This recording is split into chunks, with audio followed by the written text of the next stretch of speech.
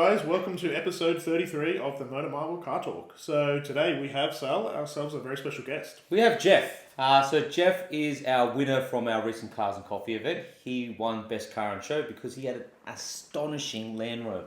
It was very cool. So you had a very, very nice Land Rover. And you know what the thing is, like the boys said, you came out even when it was raining. It has no roof. It was very impressive. It was impressive. It's like, Yeah. I remember Mitch saying to us, give that man the prize. Yeah. Like for him to come out when it's raining with no roof, mate, he deserves with it. that car as well, yeah. Yeah, it's certainly a considered kind of piece, right? You know, what is the weather happening? What are we doing? I think I messaged you on Instagram and said, are we doing this? And then, of course, Mrs. SuitByDay was very kind to agree to come out regardless of the weather as well. So, but a terrific day. Yeah, it was. So Jeff was the winner of the hard hat watch, which he's got on. Absolutely, I was. Thank you.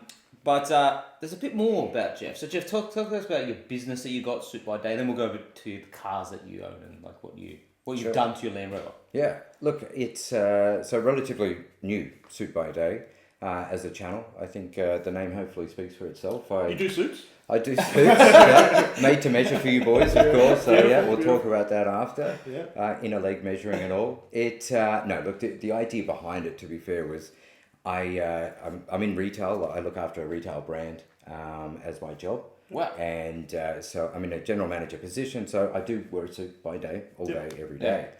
I think the premise came about that I enjoy cars. I enjoy the passion. I enjoy restoration. I enjoy DIY kind of business at home as well. So it was, how do you kind of combine the two? Because when people do suits look and at cars, me, I don't know if exactly. Okay. So it's a little bit like an alter ego, I guess, right? I think I have to have so much structure and peace during the day, and people have that viewpoint that that's him. And then when I go home, how I decompress, spend time with the three boys that we have, is to get in and enjoy cars and get dirty and do all the things that you can't do in a suit. 100%. So it's and it's still super surprising to people that I actually do that and enjoy all of those kind Because of they probably bits. see you on your daily all dressed up looking schmick and they go, oh, this guy goes and gets dirty. He gets dirty, grease, and then works on cars. come to work on a Monday in a board meeting and grease everywhere and all that kind of stuff. So it was a way of capturing, I guess, that you can do both. Yeah. It's okay, to you shouldn't let your passion kind of get in the way of doing something else or vice versa. Yeah, love that. So it started with cars, and I think that the real underlying bit, to be fair, was that I had learnt what I do know from friends and great inspirations, I guess, as well throughout it, but more so from YouTube as well, right? Because I'm not a mechanic. Yep. I don't have a trade at all in that experience or anything like that, but I'll give anything a go. And so YouTube really was how I learnt all the pieces phenomenal. that I did. Yeah, it goes to show you these days, right? Like, look what you can do. Exactly. Off what videos, YouTubing. And you don't have to be an expert. It's just get out there, give it a go. Hat off to you, like to do that, because I feel like me and Nick always speak about if we had to get to the point where we're like the boys from Top Gear and we build a car. Yes. I'm more likely going to be the person with a hammer to the engine. Look, That's there is that. He'd be the one timing me up and going, "You're not touching crap." Yeah. There's all of that, and I think that was kind of the thing behind the channel, was to show that you don't. I think there's experts that are on there. There's not really anyone kind of at the other end of it. No, so that's fair. That's a very niche and it's cool. Yeah, thank you. There's a lot of mucking around and certainly heaps of mistakes, and I think I really created it so that I can kind of share and give back as well. Amazing. Right? Because I think it's super important from a Why community not? Correct, yeah, why not? Do the boys get involved? They do, absolutely. That's mad. That is cool. Yeah, and it's nice to get them away from the screens and do all that kind of stuff. Totally agree. Bit of father-son bonding time. All of Probably a few maybe contentious moments as well. Look, there's some time where I'm certainly like, no, Dad needs to be in here by himself. I need my time. Correct, but those small hands getting into different engine bays and when spots. you drop the bolt somewhere. And Always, absolutely. That's definite benefits. Speaking of which, so the Land Rover you built. Yes. You've done that all yourself. Yeah, it's yes, and it's a proud piece to talk about, to be honest, because I didn't have any experience in cars, and we can kind of start back to where all that kind of started from me. Once we get past the Rover itself, but it was a project that I wanted to throw myself into. I like to keep myself busy. I'm busy all the time. If I don't have something, idle hands, the work of the devil kind of thing. So, and I wanted something unique. And we wanted a ute to kind of mess around with and something unique, which Oh, it is unique. It certainly It's is. I was gonna say, certainly. sounds like It it's is. ticking a lot of boxes. It is. So So, I'll put the photos up here, guys, so you can see it. so she's a 1956 Land Rover Series 1. Yep. And I wanted to, get into something that I could spend time with and didn't have a time frame on it and learn everything Yep. about the car itself. So from mechanical to the actual restoration itself. And it's been, a thoroughly enjoyable experience. From start to Very finish, rewarding. how long? It's 12 months, which doesn't sound like a long time, but I'm talking where I was able to take weeks off at a time Yeah. and just completely dedicate. Because Wow. 12 months is a 14 very hours short at a time. time. That is a short time. I was Just- expecting Yeah. to say 5 or 10 years. No, it's and it's kind of in two stages. So the first stage was to get it mechanically running. So it wasn't running when you bought it. Not well. Right. It was. It's a 1950s. Yeah. So kind And of it is British. run. Correct. And to learn all of that, I mean, to start with the measurements on bolts, right? Yeah. So I pulled out what I had, which is the metrics and SAEs. Well, they don't use that, right? Yep. So they use completely different threads. So okay, there's an educational bit to start with. Yep. And then such a basic engine, which again for me I thought perfect, right? Easy. It's What what is was it? It's air, fuel, spark, right? What else could it be? Can't be too difficult. But then you look at an air filter, and it's not the traditional air filter. It's in an oil bath, and so learning how does Wow. that actually Yeah. work itself. Yep. So pulling that apart, I didn't have any experience with a carby. Right, so what happens when the carbies go? So all right, so let's rebuild and learn about jets and do all of that. Oh, So look, went through all of that, got her up and running, and the idea was we'll keep it how it is. Right? Yes, yes, It, yeah. it looks okay and it's fine. Yeah. But then you start to look and there's some rust in it, and, And you you're know, like, it's all oh, the might as hidden well pieces. just pull everything apart. While I'm I was in gonna it, say, a little bit of perfectionism here, and you want to there might be a little bit of that, yeah. just a tad. So the first thing is let's get the roof off, right? Because it came as a cab. Right, fair enough. So and then the cab's off, and then of course you're like, well, I'm thoroughly enjoying this whole Process. no roof off Yeah, so bit as well. So I was, getting it back to bare metal. So, and I think what I'd learned from it is there's only two components in that car that's actually steel, right? So it's the bulkhead, right, and the chassis. The rest of the car Yeah. is Burma Bright, which is this aluminium So, yeah, what is- material. Oh, really? Yeah, so the Wow. Burma Bright is so post World War II. There was a surplus of this material from the planes Yep. over in the UK, and I thought, well, we need to do something. We've got to stir the economy again. So they made them for tractors, Yep. and that's essentially basically what this car is. To be fair, it's an agricultural tractor Yeah. that Yeah. burps and does all of those Yeah, things, fair enough. and doesn't answer, and all of the other bits that go along with it. So it didn't have that much from there. It was really the bulkhead. Yep. So it's That's interesting. Yeah, it's Yeah. a bit of history there as well. You probably, I suppose, a fair bit of enjoyment even finding probably some of that stuff out, right? Absolutely. When you're going down these paths and you find, okay, well, it's not that, it's this, it's this, it's this, and it's all these different things. Yeah. For me, that would be very interesting. Yeah, I think that was a very big part of the enjoyment of it. How many of them were ever made? Because Yeah. you don't really see them. So how many were made? So I don't think I've ever That's a seen great question, Sal. So Like Nick makes a good point. I have I not. don't think I've ever seen one. Yeah. Sure. Like when you rocked up, I was just like, "Whoa, what is that?" I'm like, "That is Yeah. unique." they started in 1948, and that was the Series 1 kind Yep. of piece. Yep. And this particular variant, so the 109, Yep. so it's the longest wheelbase variant, the 80, the 88, the 107s, and then this is the 109, was only in 1954. And 1956, Yeah. and they did 1,100 and something of them only at that time. So super rare even then. Yeah. I'm yet to see another That's one what I'm running. saying. I have not seen But one. they wouldn't have even been delivered here. So this one was. So there were a Wow. small amount I was gonna say, that it were must have been a actually tiny delivered amount. here. They were the CKDs, right? So, So the complete knockdowns that get sent here. Yeah. And then pressed with the Sydney metal, wherever they are. Yeah. Those guys, and all put together, which again was something that in rubbing it all back, I was able to find all of Some the of this stuff. original plates and the dates and all of that. So the original number of how many out of the 1,100 that it was. I was actually numbered Which as is well. part of it. Yeah, it's tremendous to be able to find all of that. That Right? is just That is It's pretty like, that's cool. kind of the Yeah. gold, right? In terms Yeah. of when you're peeling all of it back. So Right. So how did you get your hands on it?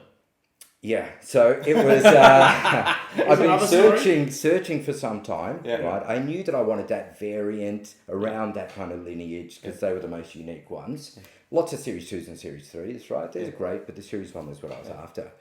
collecting cars, so online auction site. Yes, no collecting cars. We know collecting cars, yes. So I saw it and it was incorrectly advertised. Now, incorrectly advertised, Benefiting you? 100%. That is awesome. So Jeff gets there and goes, oh yeah, this is the right car, correct. it had the incorrect year, it had the incorrect model, and because I was a bit of a nerd at that point around them, I straight away, I knew, and I was like, this is, like, it's the proverbial hen's teeth, right? Like, talk about the barn find. That was a barn find. It was a farm find, so absolutely, I was like, I've got to get on this. So I set myself a little budget, and I thought, let's see. Yep. Ridiculous, to be honest. It was fantastic. So grabbed it. It was on the farm, so then to get it moved and then to get it trucked up and go through all of those kind of But it was in Australia. It was, down in the Mornington Peninsula. Oh, wow. And it was it's a nice story in that it's a third owner, two generations or two owners within the same family. Wow. So that's a lot of nice stories to been around kind of for a go long with time. that. Yeah. So brought it up to Sydney and the kind of fun started. And you've built it from scratch with YouTube. Yeah, so my best mate's a diesel mechanic, and so there was a lot of phone call how much around. did you annoy him? Hang on, constant. Did you have enough of into him in the end? fact, well, that I then flew him in because I'll do any of it. So all of the ridiculous wire brushing and getting down to all of that kind of stuff.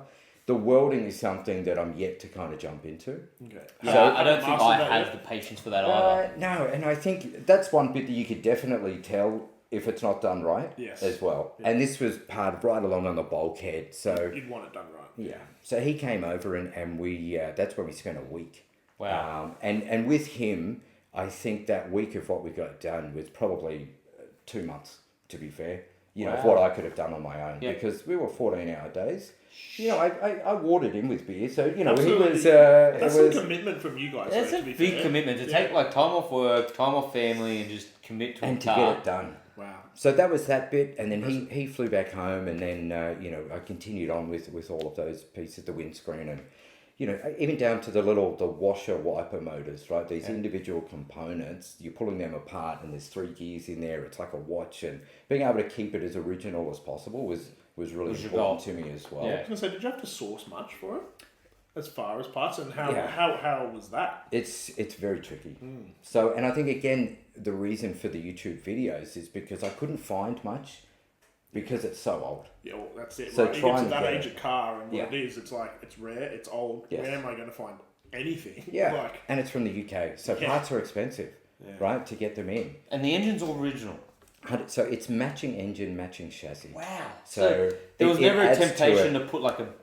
Oh, of course. The first thing was, let's put a TD5 in it, right? That was kind of the original I'm thinking like putting LS3 in it. Sure. So you and Come on, Sam. You and your V8s, mate. Yeah. I love my V8s. At least I thought if I could keep it in kind of the Defender kind of thing with Would a make a bit of TD5, sense. Jaguar V12. Come on, mate. Why not? I mean, there's Don't some listen to room. me. I don't know how much room's in there, but Not that much, I don't think. no, I think once I found out that it was matching, right, and all of that, I thought let's try and do its justice as best I could. So I didn't. That's value too, right? When you've got a car that you've restored the way you have, and it's got matching chassis, engine, all the rest of it. 100%. Like in all seriousness, that's like when you do something like that, the car becomes then priceless. Yeah. Because you cannot. Yes. Yeah. But Nick is right. Once you start chopping and changing things, swapping engines in, like the car's So I no guess longer. From your point of view, if you're going to do another project like this, don't invite Sal. No. Look, one of the kids at home is always his question with any project is when are we supercharging it? Okay. So there's power. plenty of sales in the world. Speed so and they're power is a cure to everything. Yeah, correct. There's certain cars, Correct. Sal. I don't think this car is the car for a supercharged. Look, it's 12-cylinder 50 horsepower is plenty. That's what it is. Was it you're honestly driving that car not for the power? I'm No, being honest. no. You're driving that for the experience and because your dad's got a what's the Lotus he's got, and that's a beautiful Oh, little the Super car. 7 we did. Yeah. Yeah, the Super 7. Yeah. And that's a beautiful little car. And that doesn't have that much power. No, it's just fun because And it sounds nice. It's got a little bit of Yes. a verbal to it. Yeah. So, I get what you're saying. Like, most cars like that, you're not really searching for power. No. But you do have a car that does have power. Yeah. There's I'm very fortunate that I've just come into possession of 84 911, so Carrera 3.2. Wow.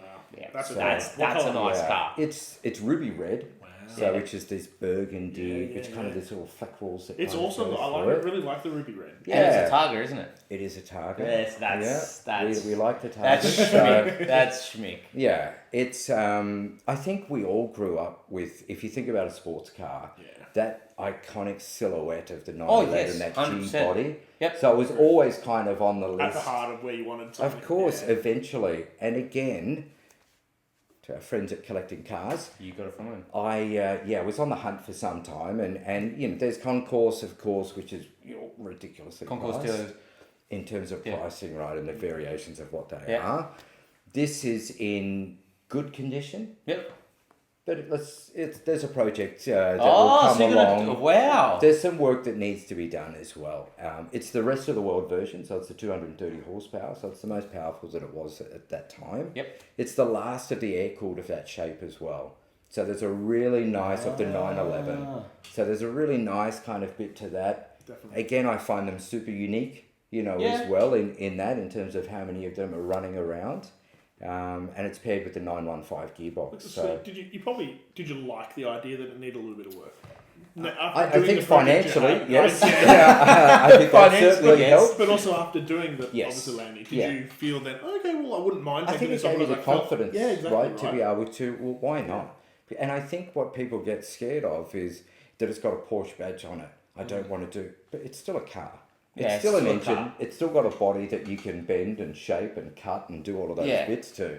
So why not, right? So what interior does it have in it? It's a beige interior. That is the perfect combo. Yeah, it's a really nice colour. Ruby red with the beige interior. That's burgundy carpet throughout. Wow.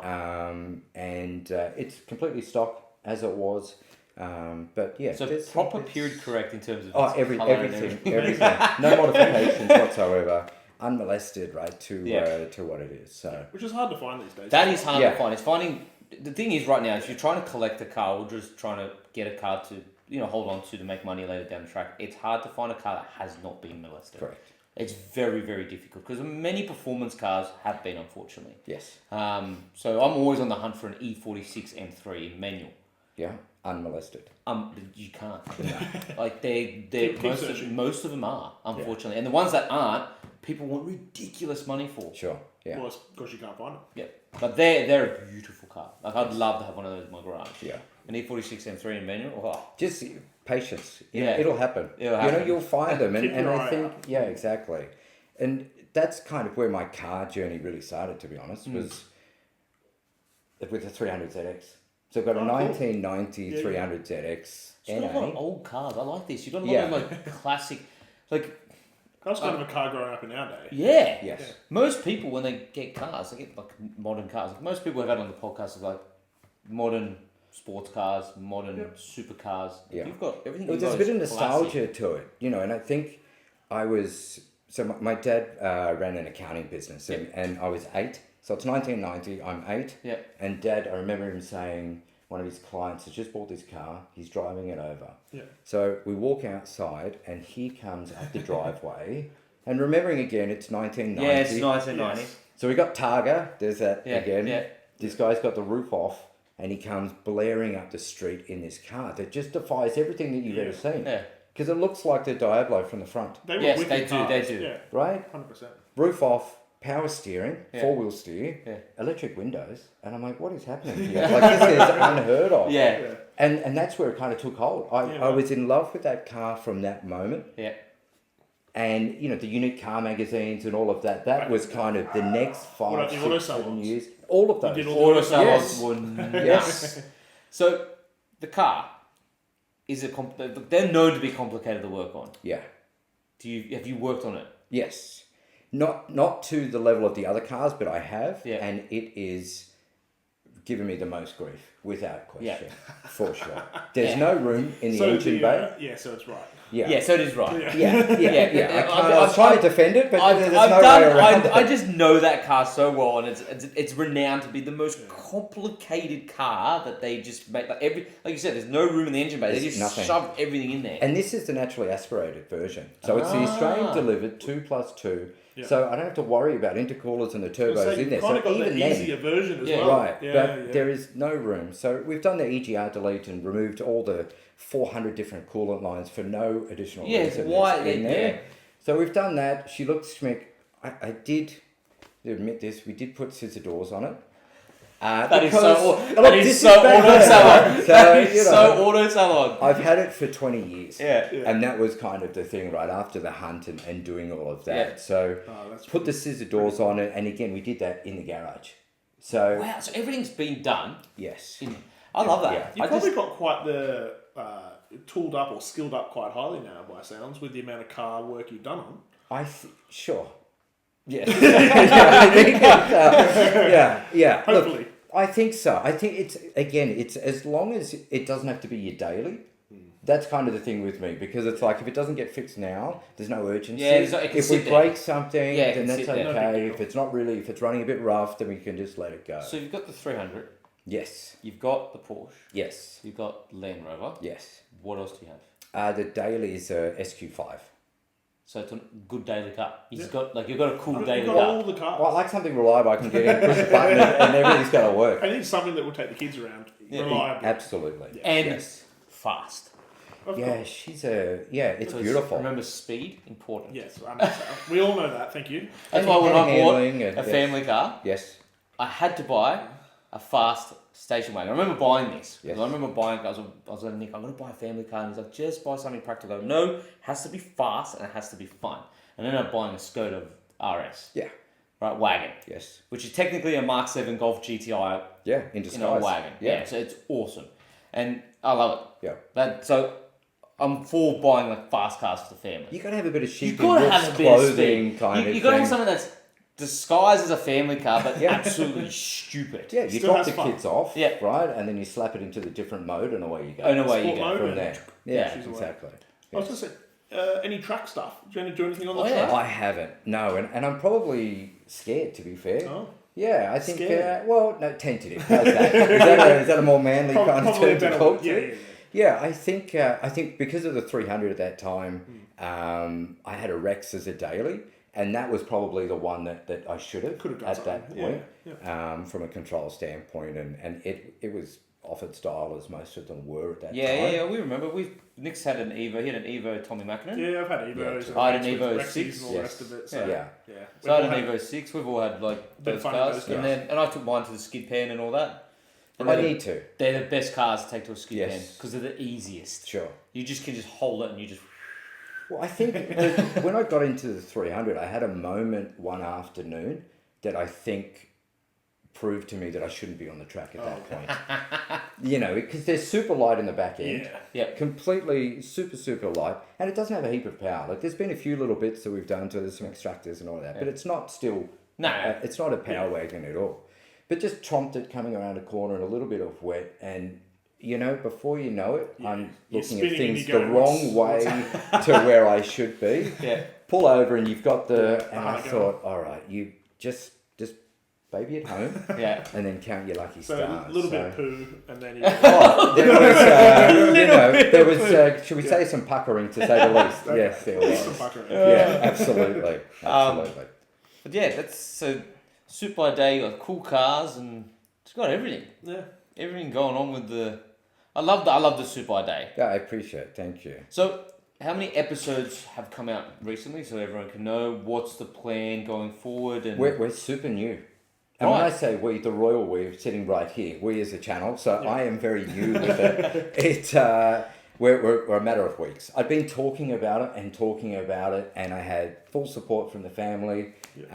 Some other guys that I work with that are great content creators in their own right. They're saying, what are you doing? Because I like capturing all the content anyway. And they're saying, just do something. Why not use it? Yeah. And I think when you were talking about perfection earlier, I think maybe there was a little bit of, well, I'll make it perfect and we'll wait and we'll wait. Yeah. I bit the bullet after meeting you guys, to be And fair. I told you just to go for it. And so I took your advice. Awesome. And so it's just started. There's a few little shorts that are on there, but we're building the long form at the moment. Yep. I've got a bank of stuff already Yeah. because of taking it, but not putting it into that format. Yep. So there's going to be Bit of a a process to multitude of stuff, and across all the different cars, Yeah. which is fantastic, right? Yep. To be able to chop and change and talk to. And there's some DIY stuff as well from a home standpoint. That's cool. See, that's a bit different. Yeah, so building a pool and put a pool in, myself as well, and like decks around the house. And... Okay, so what don't you do? No, I don't do anything. Jeff I builds tell you what, pools. no, You're a I don't jack of all do- trades. I don't do I was anything gonna say, well. how's How's your that? technology? I do a little bit. Are you good at IT? No. Yes, he's like me. No. Bad at tech. No, absolutely You not. guys are the non-tech. Yeah, no, terrible No, at tech. that's, no. Yeah, No, I am can't terrible get my at head that. I around can't get most my head of around that. it. That's why I have 3 boys. Fair. They sort probably me out all with better than- anything. I was talking to them about the tiki-toki the other day. So it's, so that's kind of the level of where I'm at. Yeah. Amazing. Well, we're going to get you on a Pride and Joy episode soon, so we're Yeah, going I'd to love get Jeff on to. there with a Love Land to. Rover, and we'll get the Porsche too, if you're happy with that. Of course, absolutely.